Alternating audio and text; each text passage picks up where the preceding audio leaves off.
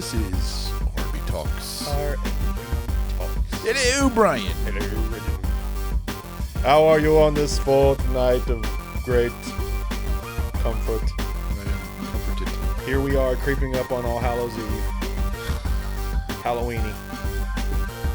You know, this time of year is always a weird time of year for... It's just weird. I'll just say it, because you have all these... You have a great number of Christians who are just like anti-completely. Yeah.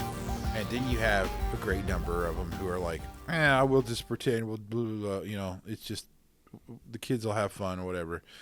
And then you have these other Christians who are totally like the off the wall, we're going to really be into Halloween but still think it's okay kind of stuff, which is weird. Yeah. So it's like this whole weird scenario where, you know, I'm not in any of those camps, to be honest. Like I'm very much not a celebrate. Like I don't look at Halloween as a, this big mega holiday or anything. But I don't really have any issues with kids having fun dressing up as anything or whatever, as long as you're not like, promoting anything that is outright pornographic or witchcraft or demonic or whatever. Another thing too, or horror movies for that matter. My kids, when they were little, I took them out trick or treating, man, and it wasn't a big deal. We never like killed a goat and called upon the spirit of Gaguli or whatever it is. We just went out and had fun and laughed and trick or treated and treated people with respect and had a good time. And I was watching one of my favorite Instagrammers, and he was talking about how that in some of the major Democratic cities that now Halloween is racist. What is not racist? Is there anything that's left that's not racist? His explanation was, here's his explanation. Because when dressing up as a quote-unquote white character, you are perpetuating and with a multiplier the dominance of the white race. Oh, I actually laughed, and then maybe I fell off the couch, and then I walked away because this is just dumb. I can't even listen to this anymore because it's making my head hurt. But one of the things is, I don't know if you heard this, but they legitimately found a neighborhood where somebody had put needles in the candy. So the reason I bring this up is because of this.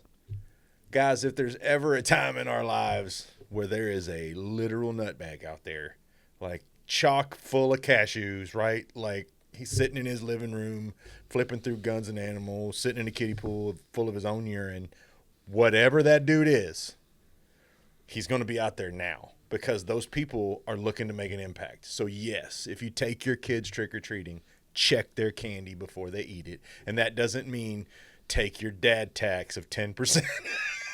That means actually stop, dump the bag out, go through the candy. I do it every year. It takes 5 to 7 minutes to make sure that there's no stabbing or deadly objects in the candy. But, yes, I would say of any time in our existence, now would be the time you probably want to check your kids' candy. And I hate to say that, man. I hate to say that. It breaks my heart to say that, but it's the truth. We live in a time full of absolute wingnuts. And they're everywhere, man. Yeah. And it's crazy. I mean, I just don't even know where to start with all this stuff. Dude, I will say there's a psychologist that I was listening to, and he had a very good point. He goes, the things that you're seeing right now are the ripple of COVID. He said, it wasn't going to hit immediately. He said, you had to give everybody time to lose their mind. He said, but we're now 5 years out. He goes, and now you're seeing the actual ripple, absolute dumpster fire of mental health that was coming after COVID. He said, so that's probably what's happening. He's like, everybody held it in as long as they could. They held their crazy as long as they could. And now they're crazy just running up and down the street with one sock on and a construction helmet and a rubber boot on the other foot, talking about, I spoke to an alien this morning as I was eating my eggs, like crazy people. Like, I've ran into a couple of them, man. I was talking to a guy at the grocery store the other day, and he just started in, and I was like, yeah, you are a 5-gallon quick creep bucket of crazy, my friend. Like, Well, but there's all kinds of things now, man, where you like, it's like these, and I don't even know where these ideas are coming from. You know what I mean? Like some of the things that I've run into in public are just like, what? Yeah. You know, and I don't even have any really good example, to be honest, because they're so bizarre. I mean, it's what? It's you know? out there, man. But anyway, so get back to this. So Halloween, we're doing a worship night on Halloween. So that's what we're doing for church. But the girls are going trick or treating with their mom. You know, As they should. Yeah. Man. So and it's like we just have a couple. Look, here's the thing about this stuff. Like, yes, there is. We should never participate or like lift up like things like witchcraft or whatever, because there are some serious issues with those things, especially when it comes to there's real people who try to be witches, and now I mean they have, and there's all these, you can read countless stories about, you know, they left the coven and all this stuff. I mean, they really do. Yeah. And it's like, you know, but then that gets roped into the same thing with like Harry Potter, and you're like, okay, look, Harry Potter's a fictional story, a written fantasy about a little boy who come to age, do all this other stuff. Okay, yes, it's not. It has their wizards and stuff, but J.K. Rowling did not write that to say that any of that was real or that you should do any of this stuff or whatever, right? And so it's all about how you as a parent teach your kids. Like you're like, so when my kids love Harry Potter, but they know. You can ask them right now, you know, is Harry Potter real or whatever? Do you want to do those things? And they'll say no.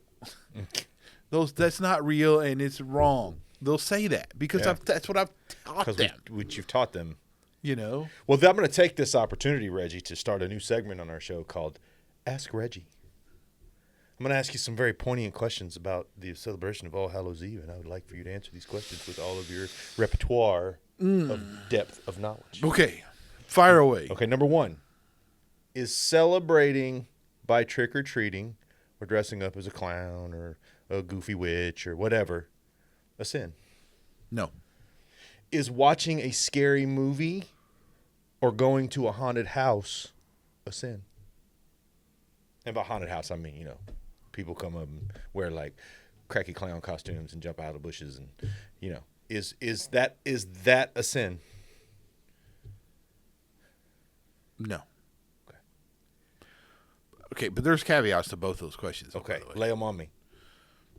Like, I tell the girls they're not dressing up as witches and all that kind of stuff. Yeah. They're not doing that. Yeah. Okay. Is it a sin to do so? I think that's a freaking gray area where you could really, and I think gray areas we want to avoid those, right? Because it's like it's this thing where, because at the same token, you might say your daughter just wants to be Hermione Granger from Harry Potter, so she's dressing up like a witch, and has a wand and all this kind of stuff. But she may fully know, like, well, I can't, you know, this is real. This is just make believe. I'm just having fun because I like Hermione Granger on the show. And she may never think that anything she's doing is magic or whatever. Okay.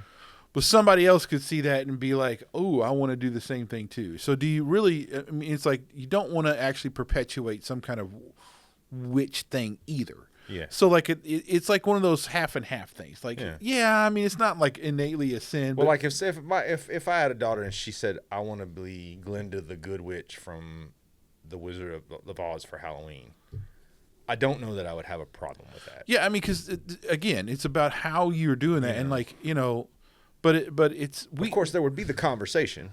Yeah, right? But that's why we say no. You can't dress up like, because we told her you can't dress up like Hermione Granger. Okay. Because we didn't. It was a gray area where, like, you know, that could really be misconstrued a lot of different ways. Plus, we are active members in a local church that we are really going to go to, and we want to represent that body of believers as best as we can. And I don't want anybody thinking anything negatively about of the church or who we are or what we believe and everything. I want that to be very clear. So it's like I went the extra step to say, you know what, even though that's probably going to be okay, we're just to make sure we're not going to do that. Okay, right? So next question. We both know that the church, in general, tends to get a little cracky about Halloween. Let's call it that. Yeah. What would a better way for the church to approach that be? I got to give my church credit. They're cool, right? They talk about it. They make sure that everything is understood, but there's not like this reverb of, oh my God, it's Halloween, is coming out and trees come to life and donkeys smack gooses and all. They're not talking about all that stuff, right? So there's this. How can the body of the church body politic handle this a little better? Well, for one, recognize that your kids are going to want to engage in that fun, right? Yeah. If you just flat out say no and just forbid all of that kind of stuff, and you have that kind of extreme attitude, you're going to actually probably do more harm than good. So what I would encourage a lot of and some churches do this, by the way. They do they'll do their own like trunk or treat kind of thing where you can come to the church and participate in that kind of stuff.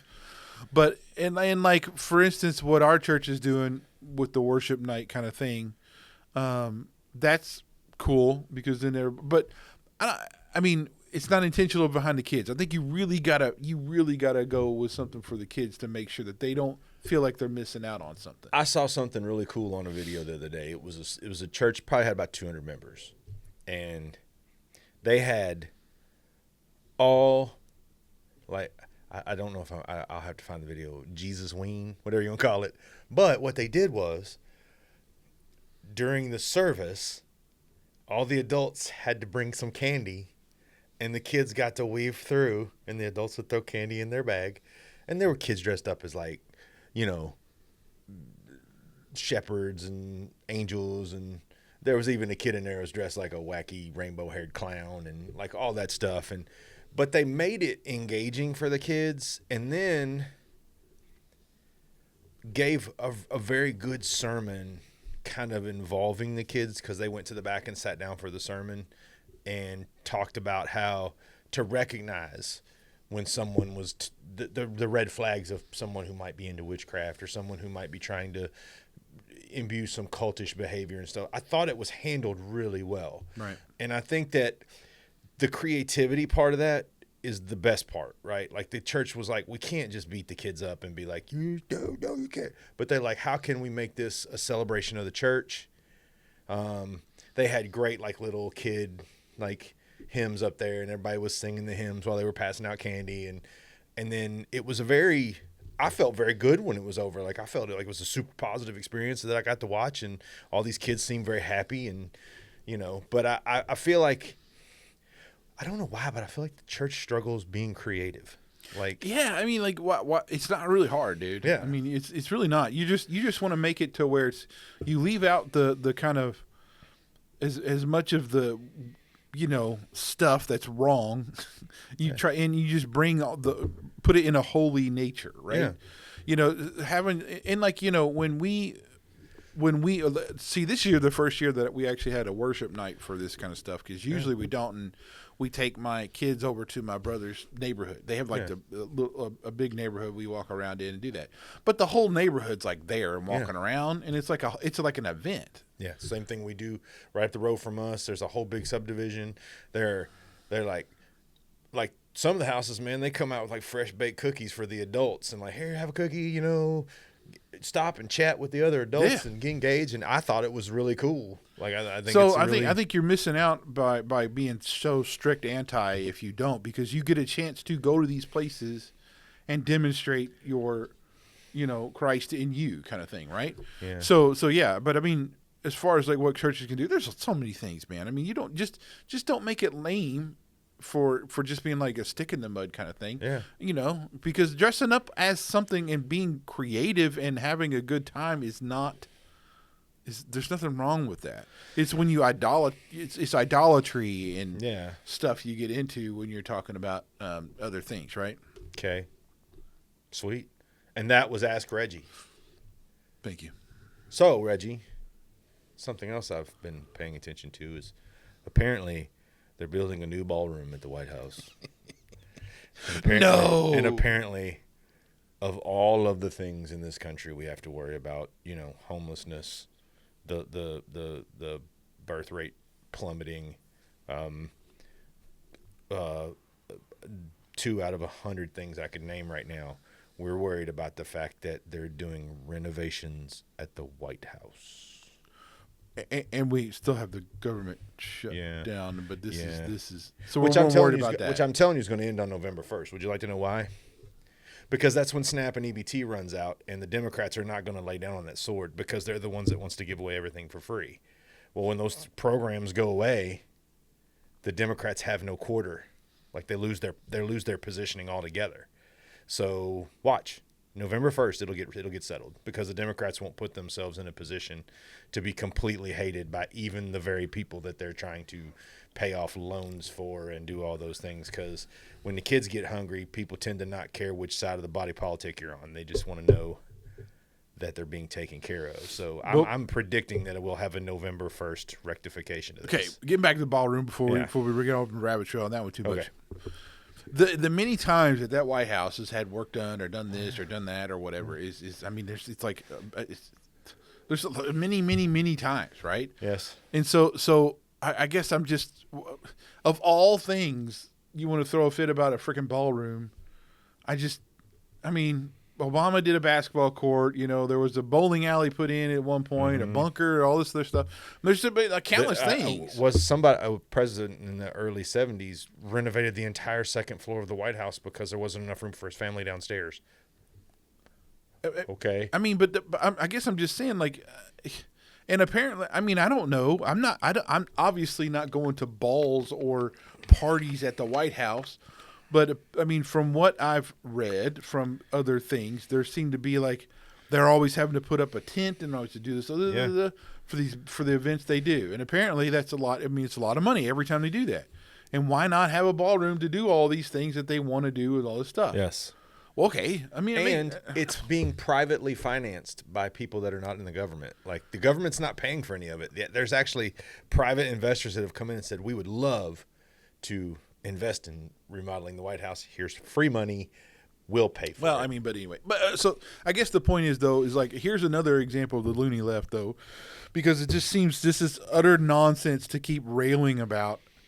And I really thought I saw this story, and I really thought it was just going to be like one of those. I thought it was a Babylon Bee story at first. Well, but even when I realized it wasn't, but it was still surely this is. I didn't pay it really much attention. I thought, they're just blowing the lid because they can. Yeah.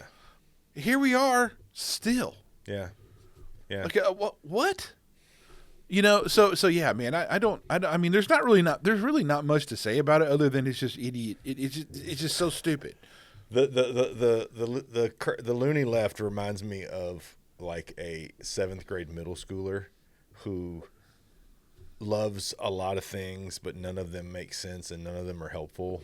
The loony left is just absolutely just. I mean, honestly, man. And here's the thing now. We're watching Democrats jump ship and run to the other side. They're like, wait a minute. But okay, here's the equation here doesn't add up, though, a little bit. And here's why I say that. So what I said last episode about the No Kings having only this, apparently, that was wrong. It was way more than that. It was hugely attended throughout some of these places or whatever. Well, okay. But at the same token, then you see the left is not popular at all. No, they're the most hated political group in history, and the people are fleeing that party. Yet you have a No Kings protest that somehow had millions of people. Well, but here's the thing: you got to realize something, Reggie. The United States right now floats between 467 and 469 million people. Yeah. Okay, so how strong is your cause if you couldn't get above 1.5% of the population to show up? I know. I'm not saying that. Like, even if it's 7 million, the way, because I saw the same story too, and when they were like, it's because at first it was like only 740,000 showed up. Well, now we know there was right around 7 million. Drop in the bucket. You're not making an impact. You're just making fools of yourself. But at the same token, though, there's 7 million people that thought it was a good idea to go to a protest that made no sense. Yeah, and there's no king. There's no. I mean, you know,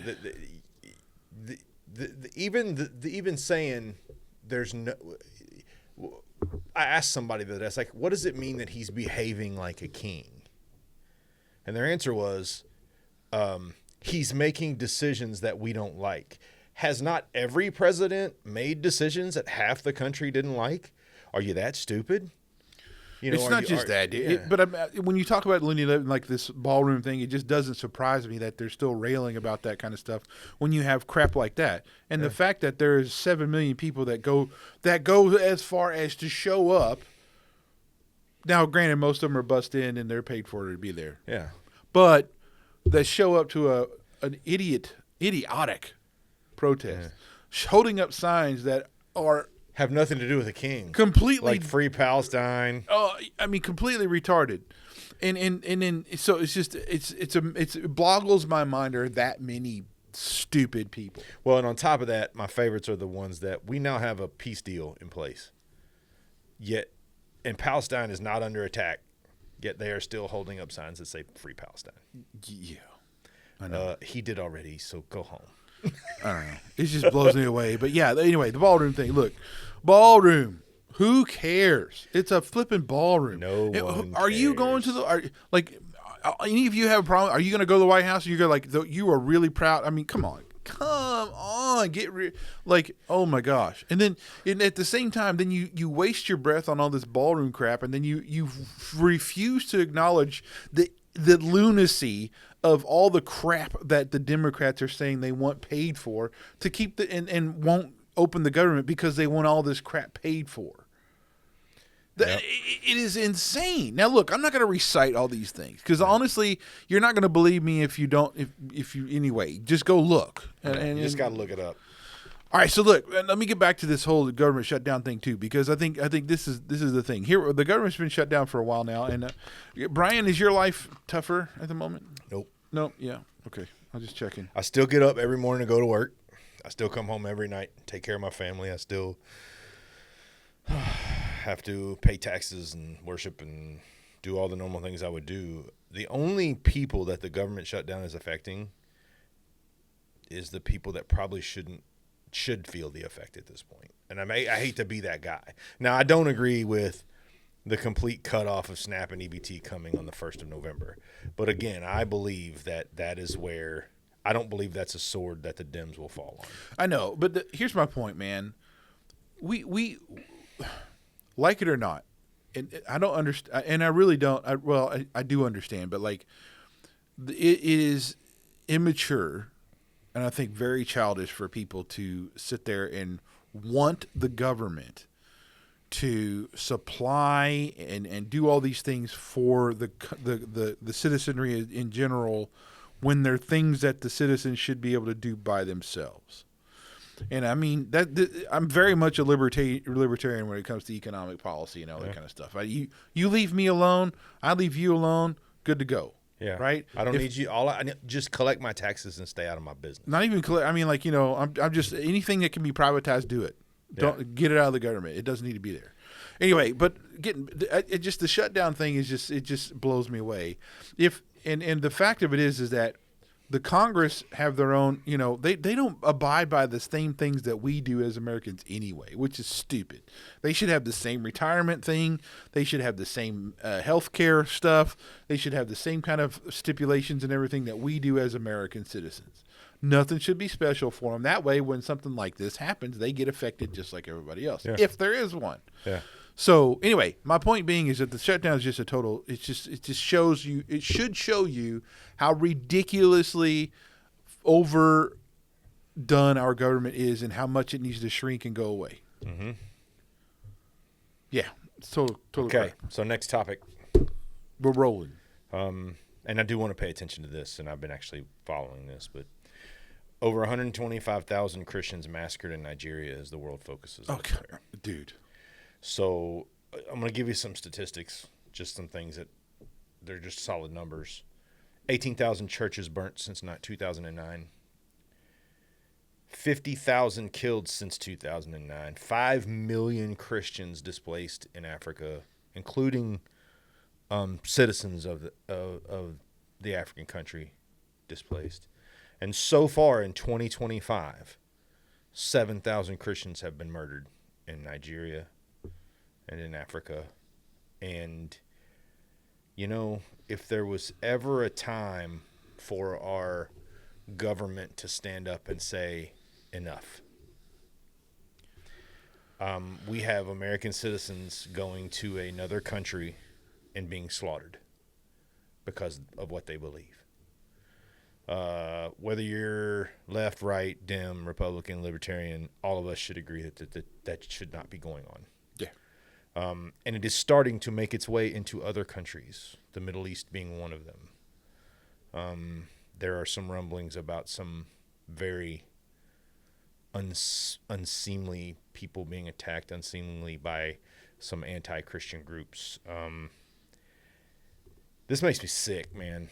Like, it really does. Like, look, man, and I say this. I would say I've been a solid man of God now for probably at least a decade before I really got, like, hooked into being really the meat of my faith. And I know that a lot of people think I'm crazy, and that's okay. They thought I'm crazy for a long time. But no man, no woman, regardless of what they believe, deserves to be slaughtered. And for our fellow Americans, media, and others to look the other way at this, you may as well have done it yourself. Well, Bill Maher acknowledged it. Yeah. I mean, that should tell you something. Like, this is a problem. And this is not just like well, you know, it's one of those political problems. We could do it. No, there's people being murdered in masses. No, they wiping out entire villages sometimes, dude. And what's even worse is the African government is just cheesing. They're like, yeah, we're good. No, you're at this pace right now. By the end of the year, they're saying there could be as many as 9,500 murdered Christians in Africa. That's the greatest serial killing of all time. Besides. Well, yeah, Auschwitz, I mean, you've had a lot of, but keep in mind this isn't an isolated thing either, though. Yeah.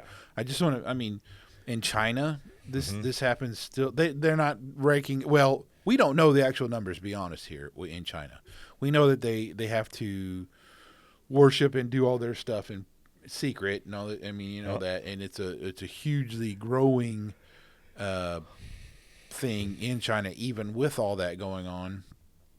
India, there's still problems with Christianity in some parts where that gets very much attacked and everything else. And, of course, the Middle East have always been kind of like that anyway with certain parts of it. But, yeah, it's insane, man. This whole thing in Nigeria. And I see it all the time. And it's not like it's not being out there. It's getting thrown out there. But just no one – because the media is so bought into this left-wing ideology and anti-Christian, they're not going to pay any attention to it, dude. They're not. They're all about the world, dude. They're not going to pay attention. Okay, so here's my question.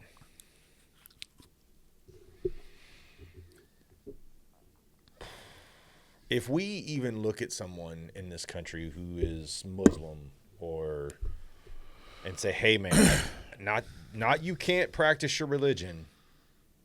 We just don't agree with your religion. We are instantaneously vilified, turned into bigots, and have to start looking over our shoulder everywhere we go. Yep. You know, I've never wanted to ask this question, Reggie, before, but I'm going to ask it. What do we do about the hypocrisy of it? Like, how do we, like, this is the ultimate in hypocrisy, right? Like, oh, it's okay for us to vilify you here, but if you go to another country, we're not going to protect you. Dude, here's the thing: the world is full of hypocrisy anyway. We're not going to change that. We're not going to eradicate evil in the world we live in. But this is the most, I would say, in my opinion, this is the most blatant form of it. Right? I'm not going to say it's not, but I'm just saying, like, we're not going to fix that, man. That's not it. The thing we got to understand, this is the world working as it is intended. This is supposed to, we're heading into a direction. The biblical narrative it's not just written 2,000 years ago, but it entails what, a story until his return. So, that's what we're in the world, man. That's what we live in.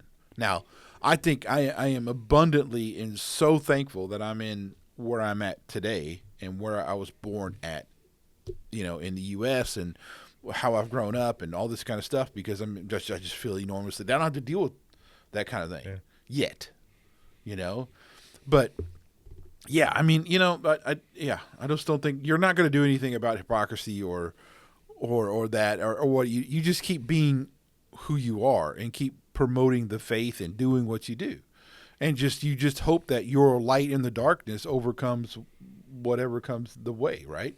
Or influences somebody the right direction to where it goes the right way. You pray and you do the things that you're supposed to do, and that's all you can do, man. Because at the end of the day, this is where we're at, bro. We're in a fallen world. It just this one blows me. Normally I can look at the garbage and be like, yeah. This one, I don't know why this one hits me so squarely, but it's like they murdered Charlie Kirk for his faith and talking about it, and they've slaughtered 125,000 Christians. If we took a worldwide total, it's probably in the millions that have been killed in the last 20 years. Yep. What in the name of Pete, is going on? Like, it just, like, and I'm not the guy that's going to be like, end times, because I don't think that's it. I'm not going to be that guy, right? Like, I don't have the nerve nor the gall to assume that I know what God's going to do and when he's going to do it. Sure. I just don't. Sure. But it makes me feel like the world is literally just going crazy. Like, it's like we've jumped the shark, right? We've jumped the shark from some of us are crazy, some of us still have a grip, to most of us are crazy, and the ones who have a grip probably ought not leave the house unarmed. I know. But that's where we're at, bro. That's just it. I know. Well, this question, can we bring them back? Is there a possibility of them coming back? Sure. Mental illness is real. Like, it's... but it's, again, we're talking about, the crazy's got to be put away, and we got to have some real... I think the way our education system is, and the way it's just been so overrun with these ideologies and perspectives that are not shared by most of the country, that that's going to take some time to realign and do things. I think we're talking way after we're done and gone before anything else, if it does continue to go in the right direction, right? It takes that long to kind of pull everything out from crazy town. Yeah. It's like, I don't know, man. I don't know if there's a big enough Prozac for anybody to swallow that'll calm this down, but it just, just been paying attention to it, and it really bugs me. It's like, but at the same time, too, Brian, we're seeing a very real increase in church attendance and stuff like that too, though. Yep. So there is revival happening, man. I think there's, at the same token, you got all this nuts stuff going on, but there is actually, and it's really God's it's working. Really huge amongst teenage and men in their early 20s right now going back to the church, which I think is great. Right.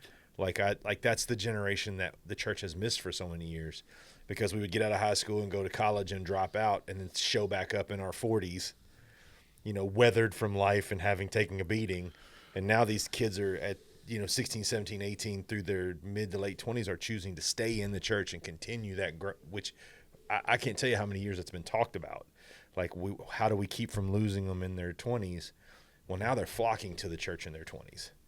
So I feel like that's a huge upswing for us, know.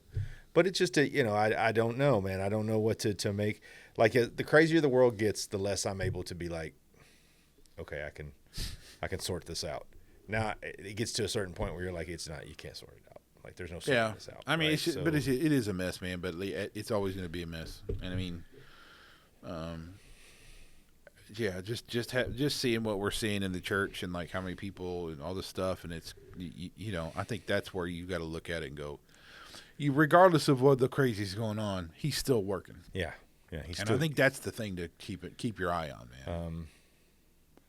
Yeah, man. It's just a lot to deal with at this point. Sure. It's a lot to even my boys are coming to me with questions like, Dad, why is this happening? And I'm like, man, the best and all will always be the answer I give them is it's in God's plan. For whatever reason, this is in God's plan. Sure, because we have no idea what that is. Yeah. But he's got it. But he's got the steering wheel. Mm-hmm. You just got to let him drive. Yep. And I've been trying to kind of take that stance in my own life as of late with all of the chaos but I have had more positive conversations about the faith as of late from people, like a lot of curious people. Brian, you go to church? Yeah. Why do you believe what you believe? And it's an open question. It's not that loaded. Well, let's see what we read. It's actually they're curious. What's going on? Like why do you believe that? Oh, okay. Well, I'll tell you. And I'm an open book, man. If you ask me a question, I'll tell you anything. Well, yeah, I mean, and I am too, dude. I mean, and that's the thing. Like, a guys like us, and I think this goes to our audience as well. Whoever listens here is like, man, you are the like guiding light for the people who are the other men who are younger than you, looking for examples, and they're trying to if you're a mature Christian, you should be the one that's showing the way. Yeah. I mean, that's what we're for. That's the point of our life right now. Like, Well, I go back to this word. You should be fearless, literally. Like, and people, and I say this all the time, man, and I can hear the sarcasm in people's voice when they respond. But, I'm not afraid of death. I'm not afraid of moving on. I'm not afraid of any of it. Like I don't have time to be afraid of it. But moreover, I believe the promise. Right? This isn't home. This is a temporary stopover. I don't. We're in this life to build and mold ourselves for the next. Yeah. We're not. And that's it. I see all this. I'm just Christian, but I don't want to die. Well, dude, I'm not saying that you just should go looking to die, but it certainly shouldn't be something you're afraid of. No, I mean the sting of death away. That's what he does. Yeah. Right. So it's all about like you shouldn't fear that. That's a going home party. Yeah. But at the same token, like you got stuff he wants you to do here. Yeah, for sure. And so it's okay to want to stay here to do what you got to do. I mean, especially if you're a healthy guy and everything else. I mean, but okay, on that on this subject too. So here we are, Brian, early 50s, late 40s, right? Mm-hmm. I think it's weird that I'm as like. It seems like when I was growing up, you'd see somebody that was 48, 50 years old and they were like beat down and done, right? But not anymore. Like don't feel that way at all. And like I'm doing all this stuff with the tire mace thing and doing all that stuff, feel great, working out, doing all this stuff. But I think it's weird how aging I think has changed a little bit over the years, man. Well, I think it comes with the onset of lifestyle change. It comes with the onset of, I think the days of the overt workaholic are over, right? Because I know my grandfather was weathered because, dude, he worked 12 hours a day, 6 days a week, slept all day on Sunday and watched the race and got back up at 4 a.m. and worked 12 hours for 6 days, at hard labor jobs, man. Like we don't do, I mean, I've done hard labor jobs. I don't mind them. I'll do them if I have to. But, you and I don't have hard labor jobs, right? No. And I feel like up until the late 80s, early 90s, agriculture and things like that still were out there just kicking. And you got these guys that are just beating. And, I've met farmers here around where we live, and I'm like, that dude must be 70, and he's like, I'm 52, and I'm like, you look like you're 70. You're right. The right? life you lead is going to aid you in a lot of ways, right? And I mean, I definitely don't like my dad and my grandfather before me were just, I mean, work. They had to work hard all the time. Didn't have a choice. Yeah, that's it. And there's nothing wrong with that. No, I mean, I would prefer it, to be honest, but like, it's just interesting nowadays. I think this is also indicative of kind of where we are with how the global economy has pushed manufacturing and everything out. And so now we're really a consultative, service-driven kind of thing in America a lot. Not so much. You don't have the manufacturing plants and stuff, which we're going to talk about soon. But yeah, anyway, I just thought I was thinking about it the other day. I went to the doctor to do my checkup or whatever. So it's like, by the way, I'm off of metformin completely. Good for you. Yeah, completely off of metformin. Good. So, and I think that's actually already started helping the muscle growth and stuff. I think it's already done something with that, because that does seem like it's I shouldn't say but just it's working. You know what I mean? Better. Stronger. Stronger. Like, definitely, like you see muscle I'm growing muscle, or at least my muscle fibers are changing. Yes. Seems like more rapidly than they were, right? They are changing. Yeah. They're changing. But yeah, it's good. I'm cool. 5.8 was my A1C, and that's without, so I'm tickled, man. I'm still making progress. Yeah. I'm still my sensor over here is I just watch it, and I just make sure I do what I need to do.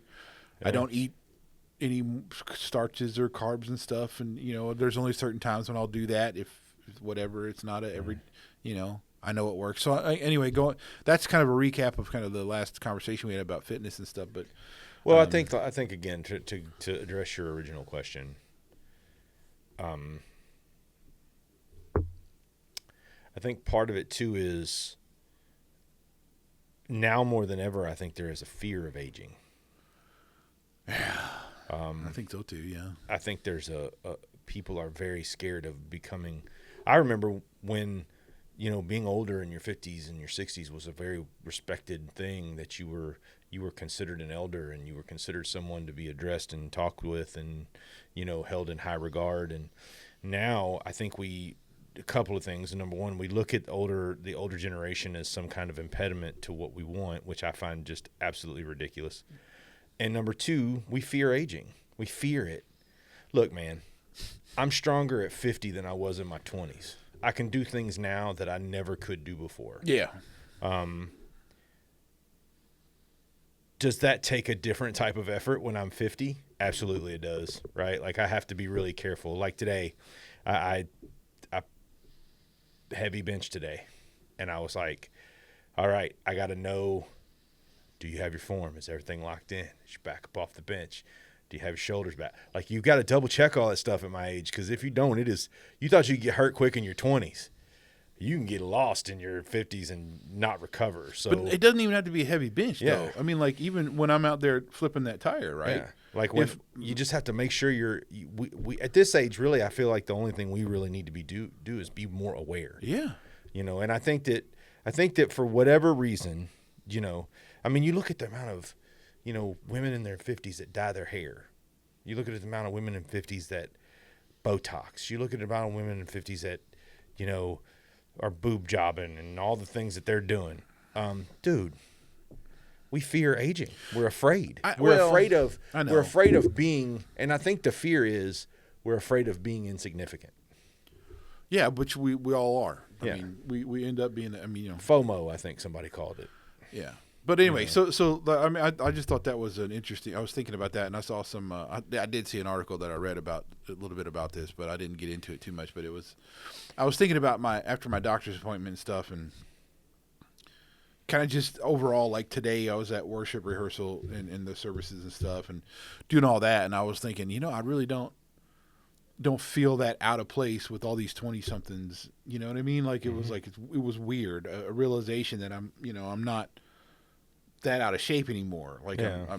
you know what I mean? It was weird to realize that I'm okay. I'm doing okay. You're doing okay. Yeah. Right? There's nothing wrong. You know. So that was interesting, but yeah. All right. So look, we're going to talk about soon. We got some things coming up, but we're still. We're going to talk about American ingenuity. Yeah, so we're going to talk about manufacturing. What's going on with that? Because I mean, there's a big misconception that we buy a lot of things from China because they're cheaper, but that's actually not the whole story either. Yeah, that's and just part of the story. Sometimes that's not true either. So, well, we're gonna. I want to talk about that a little bit to what's going on there, especially when it comes to tool and die. We want to talk about. So on the plan, and I don't know when we'll get to any of this. By the way, near death experiences. Yes, I'm excited to talk about that. And then, and I think soon we're gonna do the whole like angels and demons and heavenly host conversations. Yes. Now that I'm fully back to pretty much normal, I can do it. Which is nice. It's nice to have normal Reggie back. Give more time to some research and stuff. So. And also, guys, I'm gonna ask you to. For those of you out there that listen to us that pray, you need to pray for the church. The church is in the middle of a lot of, and when I say the church, I mean the U.S. church, the Western church in general, is in a lot of turmoil. There are a lot of terrible influences out there within the church that are causing a lot of misconceptions about what we as Christians are and what we stand for. And if you are one who prays, you need to pray for those things to be seen for what they are. Because right now, I believe a lot of the reason why people are against the church is because of these things that they're hearing that aren't true. So just to throw that out there, because it's really, it makes it very difficult to create an air of legitimacy when the powers that be are attempting to destroy it. So just pray for the church itself. Anyway, anything else, Reg? Now we're good. All right. It's RSB Talks. I'm Brian. I'm Reggie. See you. Bye-bye.